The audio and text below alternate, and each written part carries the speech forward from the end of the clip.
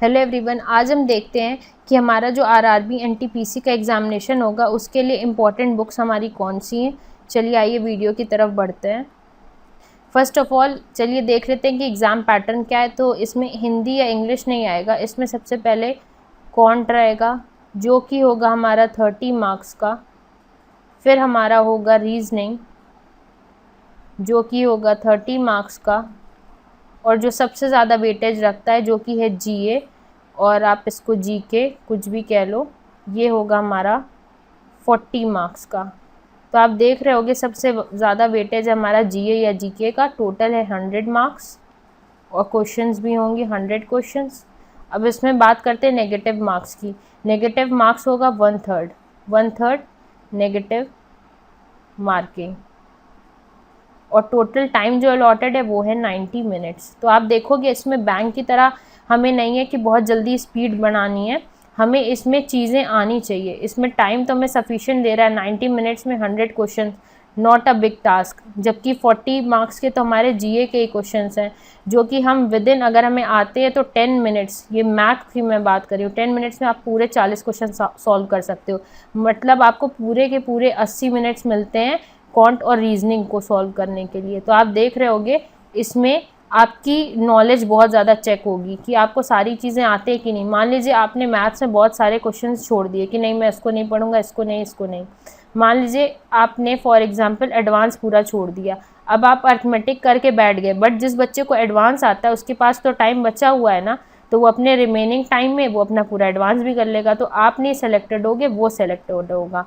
तो इसमें RRB NTPC में मैथ्स की तरह नहीं है कि आप कुछ चैप्टर पढ़ भी सकते हो, कुछ चैप्टर छोड़ भी सकते हो। क्योंकि अगर जो चैप्टर्स हम मैथ्स में, बैंकिंग में क्या करते हैं कि अगर मैथ्स में हमें कुछ चैप्टर बहुत क्लियरिटी नहीं है, तो जिन चैप्टर्स में क्लियरिटी है उसको हम कोशिश करते हैं कि उसको जल्दी कैसे करें, या उसका अगर कोई भी क्वेश्चन आ जाए तो उसको सॉल्व कैसे करें। पर एनटीपीसी में आप कोई चैप्टर छोड़ ही नहीं सकते, आपको सारे चैप्टर पढ़ने होंगे, क्योंकि इसमें टाइम का मैटर है ही नहीं। 90 मिनट्स बहुत होते हैं। 90 मिनट्स में से अगर आप 10 मिनट अपना जीए का डिडक्ट कर दोगे तब भी आपके पास टोटल 80 मिनट्स बचे रहे हैं रीजनिंग और क्वांट को करने के लिए। जिसमें कि रीजनिंग अगर आपने बैंकिंग या एसएससी की प्रिपरेशन करी है, बैंकिंग और एसएससी की, तो आप बहुत ईजिली क्रैक कर सकते हो रीजनिंग सेक्शन।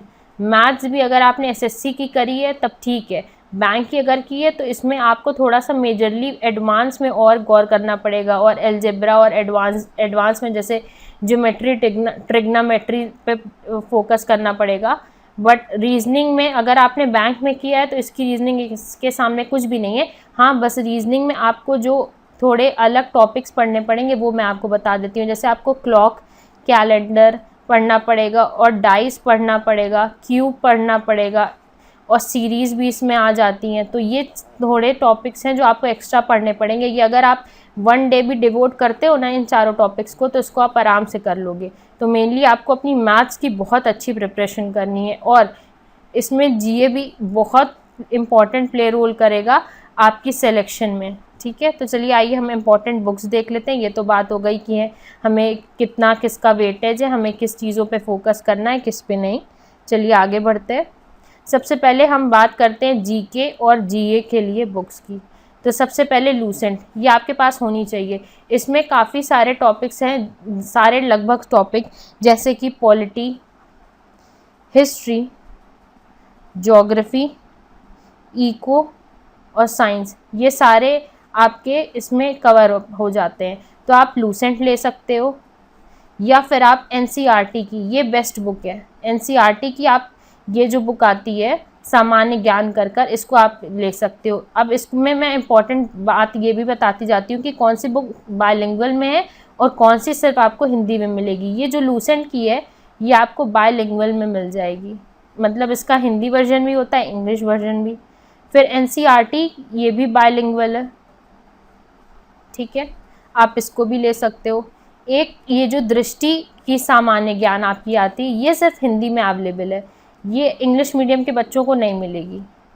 फिर आगे बढ़ते हैं, ये जो है ये हिंदी मीडियम के बच्चों को नहीं मिलती, ये सिर्फ और सिर्फ मनोहर पांडे वाली जो बुक है ये आपको सिर्फ इंग्लिश वर्जन में मिलेगी, इसका हिंदी वर्जन नहीं है। ठीक है, फिर देखिए ये जो सामान्य ज्ञान दृष्टि है ये भी बायलिंगुअल में अवेलेबल है।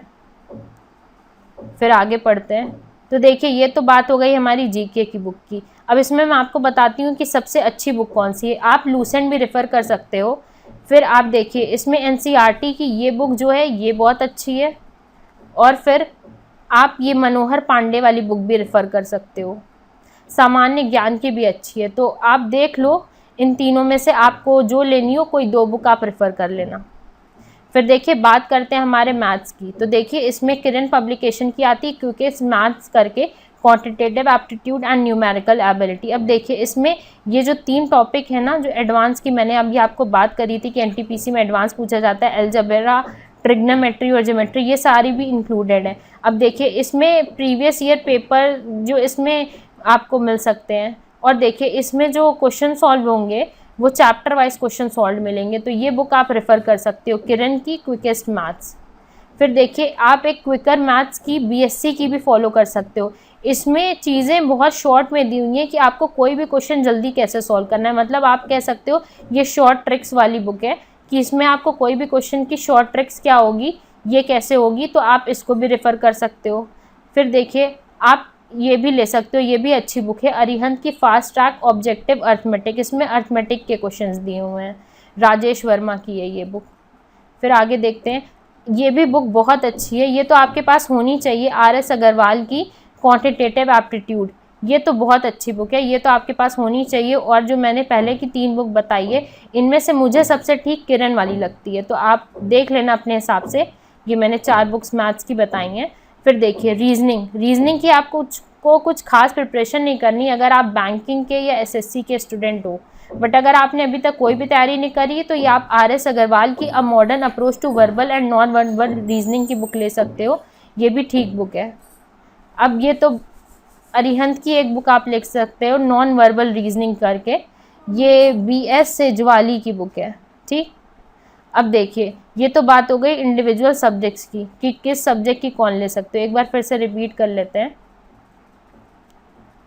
देखिए सबसे पहले जीके की बात हो गई, तो जीके के लिए एक लूसेंट हो गई, एक आपकी एनसीईआरटी की हो गई, एक आपकी दृष्टि की हो गई, एक आपकी मनोहर पांडे हो गई, फिर एक आपकी दृष्टि की फिर से हो गई। ये वाली जो बुक है ये बायलिंगुअल में अवेलेबल है, और इसके पहले वाली जो दृष्टि थी वो आपको सिर्फ हिंदी लैंग्वेज में मिलेगी। फिर देखिए ये बात हो गई मैथ्स की 2 बुक है, एक किरण है, 2 नहीं 3 बुक है, एक किरण है, एक बीएससी पब्लिकेशन की ये बुक हो सकती है, और या तो अरिहंत की आप अर्थमेटिक ऑब्जेक्टिव ले सकते हो।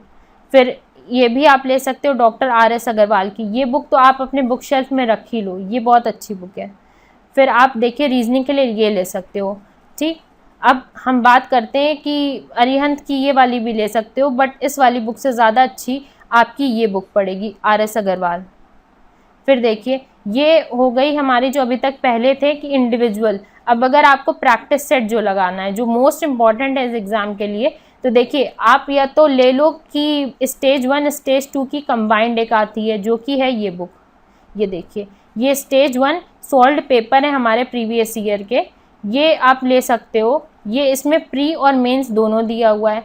या तो फिर आप ले सकते हो ये वाली बुक, इसमें पर सिर्फ स्टेज 1 दिया हुआ है, और ये दोनों बुक्स आपको बायलिंगुअल लैंग्वेज में अवेलेबल हो जाएंगी मार्केट में ईजिली, ठीक है। तो आप ऐसे कर सकते हो। और मोस्ट इम्पॉर्टेंट, आपको प्रैक्टिस बहुत करनी है। प्रैक्टिस करने से क्या होगा, अगर मान लीजिए आप प्रैक्टिस सेशंस लगाते हो अपने, तो आप देखोगे कि जीए में किस पार्ट से ज़्यादा क्वेश्चन पूछ रहे हैं। ज़्यादातर जितना देखा गया प्रीवियसली, सबसे ज़्यादा क्वेश्चन आते हैं साइंस से जीए में, अगर देखा जाए तो साइंस आपको बहुत अच्छे से प्रिपेयर करनी है। अब आइए बात करते हैं कि जो आपका करंट अफेयर्स आएगा उसको आपको कैसे पढ़ना है। तो देखिए हमारी साइट पे करंट अफेयर्स वीकली भी अवेलेबल है, डेली भी अवेलेबल हैं, और मंथली भी आते हैं।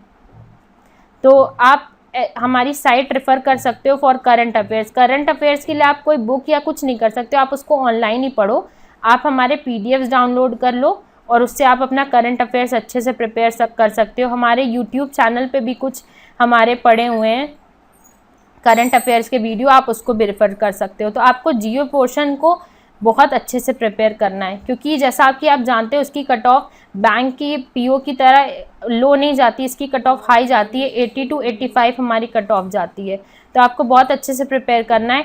100 में अगर 85 कट ऑफ जाती है तो आप देख लो कंपटीशन का लेवल क्या है, और दूसरी थिंग ये भी आप कह सकते हो कि इसमें जो हमारा एग्जामिनेशन होता है वो बहुत हाई लेवल का नहीं आता, पेपर हमारा इजी टू मॉडरेट लेवल ही होता है। होप आपके जितने भी डाउट्स है रिगार्डिंग कि हमें कौन सी बुक लेनी चाहिए एनटीपीसी के लिए, आपके सारे डाउट्स क्लियर हुए होंगे। Do share this video and do subscribe our channel. Thank you.